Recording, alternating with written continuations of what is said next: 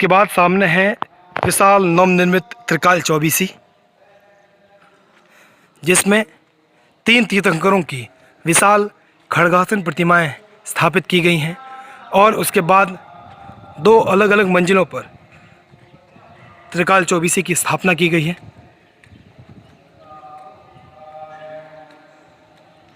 इसके विशाल द्वार देखकर आप समझ सकते हैं कि कितना विशाल है। शुद्ध हृदय से आभानन मम हृदय विराजो, तिष्ठ तिष्ठ सन्निकट हो मेरे भगवन।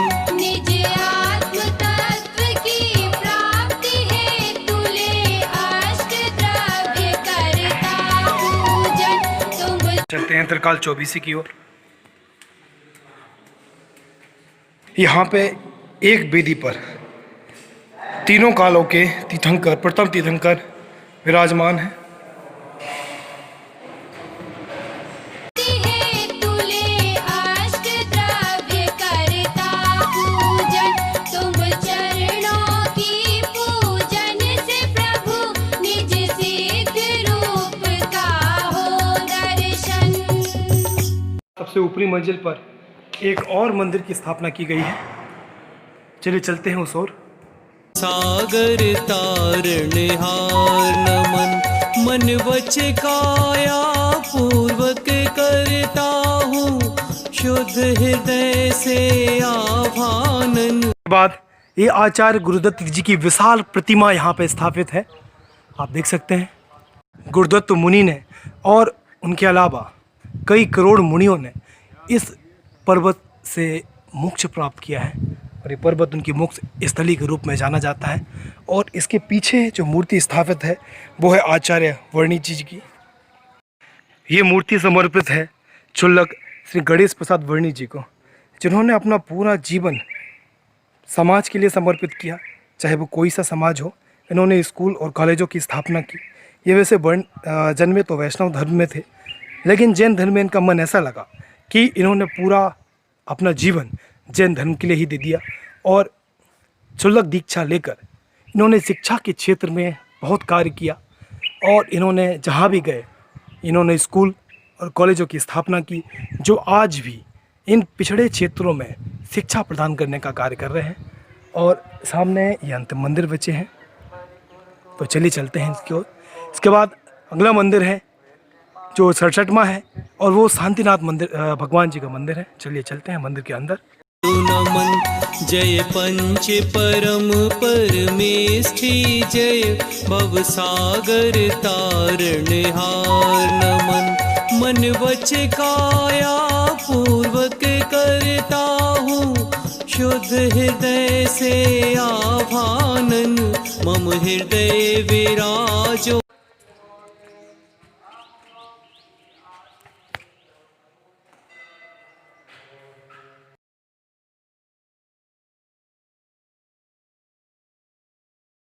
तो आप जब कोई त्यौहार हो तब यहाँ ना आइए, क्योंकि यहाँ पे बहुत भीड़ होती है। और अगर आपको भीड़ भाड़ अच्छी लगती है तो आप किसी विशेष त्यौहार पे, खासकर जो जैन धर्म में जो त्यौहार होते हैं, महावीर जयंती है, दीपावली है, महावीर भगवान के निर्माण महोत्सव है, उस समय अगर आप आएंगे तो यहाँ पे काफ़ी चहल पहल होती है।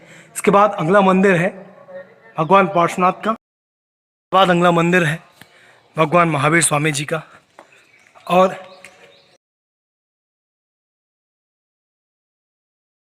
अगला मंदिर है चुंदर प्रभु भगवान का, अगला मंदिर है भगवान नेमिनाथ का, और अंत में ये 3 मंदिरों का एक समूह है, जिसमें पार्श्वनाथ मंदिर 3 और एक चंदा प्रभु भगवान का मंदिर है। और यहाँ आके द्रोणगिरी पर्वत की जैन वंदना समाप्त हो जाती है। तो चलते हैं इस। नमन जय पंच परम परमेष्ठी, जय भव सागर तारणहार नमन, मन वच काया पूर्वक करता हूँ, शुद्ध हृदय से आभानन मम हृदय विराजो, तिष्ठ तिष्ठ सन्निकट हो मेरे भगवन। निज आत्म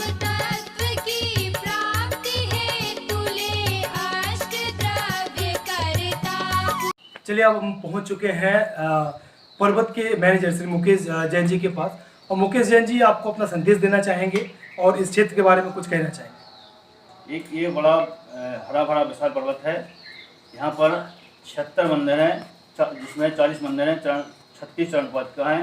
यहाँ एक वनौषधि भी है जहाँ समस्त प्रकार की दवाएं प्राप्त हो सकती हैं। यहाँ एक के मंदिर नंबर 3 में जो है अतिशयकारी पार्श्वनाथ भगवान है, वहाँ सबकी मनोकामनाएं पूर्ण होती हैं। यहाँ पर्वत राज पर एक भव्य विशाल चौबीसी भी है, जहाँ प्रतिदिन शांति द्वारा विधान अभिषेक का कार्यक्रम होता है। आप चाहें तो आप भी एक दिन अपने नाम से शांति धारा करा सकते हैं, जिसकी मात्र 1100 रुपये निर्धारित राशि की गई है। और यहाँ पर नीचे भव्य विशाल चौबीसी भी है। वहाँ पर एक 3 स्टार धर्मशाला का निर्माण हो रहा है, जिसमें आप सहयोग भी कर सकते हैं, जिसमें AC नॉन AC समस्त व्यवस्थाएं रहेंगी। और ये हरा भरा पर्वत है और बहुत प्राचीन पर्वत है। चलिए धन्यवाद। ओम ह्रीं श्री अरहंत सिद्ध आचार्य उपाध्याय सर्व साधु पंच परमेष्ठिन अत्र तिष्ठ तिष्ठ ठः ठः स्थापनम्। ओम ह्रीं श्री अरहंत सिद्ध आचार्य उपाध्याय सर्व साधु पंच परमेष्ठिन अत्र मम सन्निहितो भव भव षट् सन्निधिकरणम्। चलिए अब हम लोग आ गए हैं प्राचीन चौबीसी में। यहाँ आप मेरे पीछे प्राचीन चौबीसी देख रहे होंगे और मेरी दाएं तरफ है यहाँ का बॉटनिकल गार्डन, जहाँ पर अन्य अलग अलग प्रजातियों के काफ़ी पौधे यहाँ पे लगाए गए हैं, काफ़ी सुंदर है। हम आपको वहाँ भी ले चलेंगे। और मेरे इस तरफ आप देख रहे होंगे यहाँ पे संत निवास है, जहाँ पे जो संत आते हैं वह हर संत को ठहराया जाता है।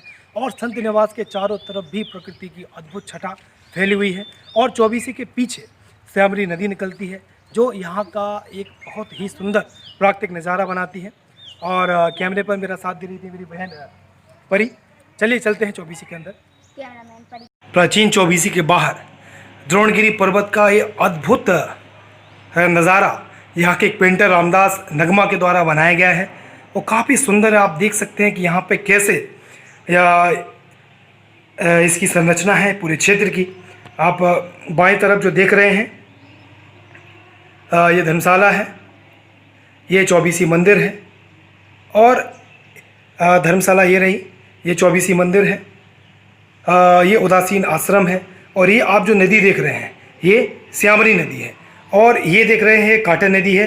ये रास्ता जो आता है ये टीकमगढ़ से होता हुआ ये बड़ा मलहरा की तरफ ये रास्ता जा रहा है। ये पर्वत पे रास्ता जाता है और यहाँ से आप आसानी से ये सीढ़ियों के द्वारा आप यहाँ पे वंदना कर सकते हैं। और यहाँ से वंदना स्टार्ट होती है और पूरा ये परिक्रमा करते हुए आप यहाँ से होते हुए और पूरे इस क्षेत्र में आ जाते हैं। और जो वाहन वाला रास्ता होता है वो यहाँ से जाता है और इस पूरे पर्वत के चक्कर लगाते हुए ऊपर से निकलता है। तो ये काफ़ी सुंदर एक पेंटिंग है। इसमें आप सभी मंदिर पूरे दर्शाए गए हैं। और ये रास्ता जाता है चौबीसी के लिए। तो चलिए चलते हैं चौबीसी के अंदर। ये चौबीसी के अंदर मूल नायक आदिनाथ भगवान की विशाल प्रतिमा है। और एक ये विशाल हॉल है।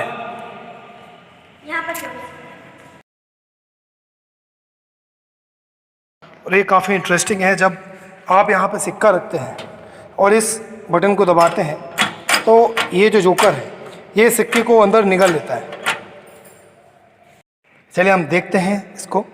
ये सिक्का हम लोगों ने यहाँ रखा और यहाँ पे एक बटन लगा है, तो इसको दबाते हैं तो ये सिक्का इस पेटी के अंदर चला गया। की प्राप्ति है तुले अष्ट द्रव्य करता पूजन, तुम चरणों की पूजन से प्रभु निज सिद्ध रूप का हो दर्शन। इसके बाद हम लोग चलते हैं संत निवास की ओर। ये सामने जो भवन देख रहे हैं वो संत निवास है। और ये हॉल है, ये विशाल हॉल की यहाँ पे स्थापना की गई है।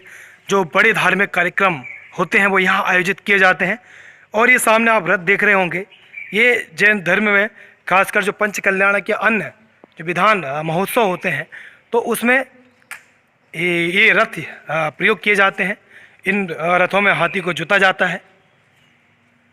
और सामने जो आप देख रहे हैं ये निर्माण कार्य जो चल रहा है वो एक बिल्कुल श्यामली नदी के बिल्कुल तट पर ही एक धर्मशाला का निर्माण किया जा रहा है और उस धर्मशाला में यात्रियों को 3 स्टार होटल जैसी सुविधाएं प्रदान की जाएंगी।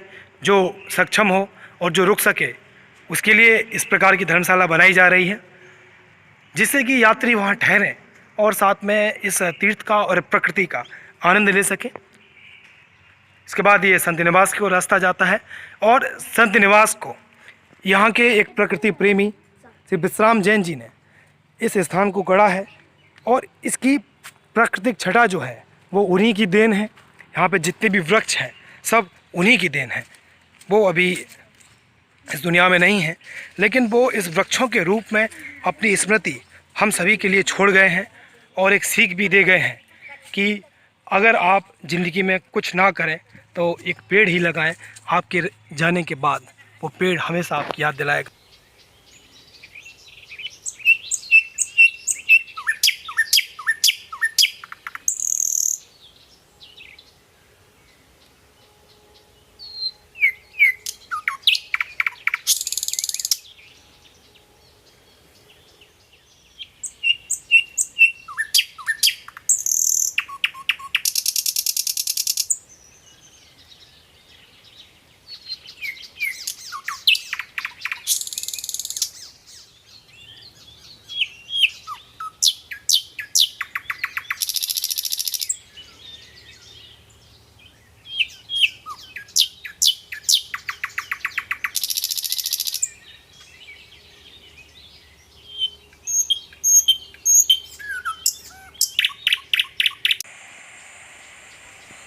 और यहाँ पर अगर आप एकांत में आते हैं, बैठते हैं, तो आपके अशांत मन को असीम शांति प्राप्त होगी। चलिए चलते हैं तट की ओर। ये आप इस जगह की सुंदरता को देख सकते हैं। अगर इस जगह इस क्षेत्र का निर्माण किया जाए, खैर प्रबंधन की ओर से ये प्रयास किया भी गया है। वो धर्मशाला इसी उद्देश्य के साथ में बनाई गई है कि जो प्रकृति का प्रेमी है और प्रकृति को बहुत ही पास से अनुभव करना चाहता है तो वो उस धर्मशाला में रुक सकता है। जब भी वो खिड़की खोलेगा तो उसके खिड़की के पीछे श्यामली नदी का एक सुंदर नज़ारा होगा। आप श्यामली क्यों कहा जाता है आप इसको समझ सकते हैं, क्योंकि इसका पानी आपको काला दिखाई देगा। इस सुंदर स्थान से विदा लेते हैं।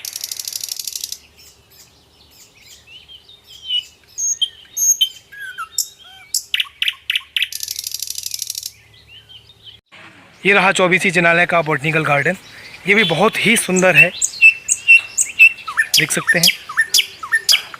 यहाँ एक विशेष प्रजाति की घास लगाई गई थी जो कि बिल्कुल गद्दे के समान थी। ये भी विश्राम जैन जी के द्वारा स्थापित किया गया था। यहाँ पे काफ़ी फूलों की प्रजातियाँ, फलों की प्रजातियाँ और साथ साथ कई अन्य पौधों की प्रजातियाँ भी स्थापित की गई हैं। कुछ एक्जॉटिक हैं, कुछ अन्य देशों से भी आई हैं और कुछ अपनी देशज हैं। और जब यहाँ पे पंच कल्याणक का आयोजन हुआ तो इस बगीचे को उजाड़ दिया गया, लगभग सभी पेड़ों को काट दिया गया। तो आप इसकी विनाश को देख सकते हैं। ये पहले बहुत ही सुंदर हुआ करता था, लेकिन उस कार्यक्रम की वजह से इस बाग को उजाड़ दिया गया। लेकिन उसके अवशेष अभी भी आप देख सकते हैं कि ये पहले उस ज़माने में कितना सुंदर रहा होगा। चलिए अब अपनी यात्रा की समाप्ति की ओर चलते हैं। चलिए आप पहुँच चुके हैं उदासीन आश्रम। ये गोरगिरी क्षेत्र में स्थित है। उदासीन का मतलब होता है कि जो व्यक्ति जीवन की सारी मोह माया से उदासीन हो जाता है वो इस आश्रम में आता है। वो त्यागी रहता है, व्रती रहता है और त्यागी व्रती रह के ही वो बाकी अपने जीवन का पालन करता है, जीवन को पूर्ण करता है। तो आप ये देख रहे होंगे चारों तरफ ये कमरे बने हुए हैं।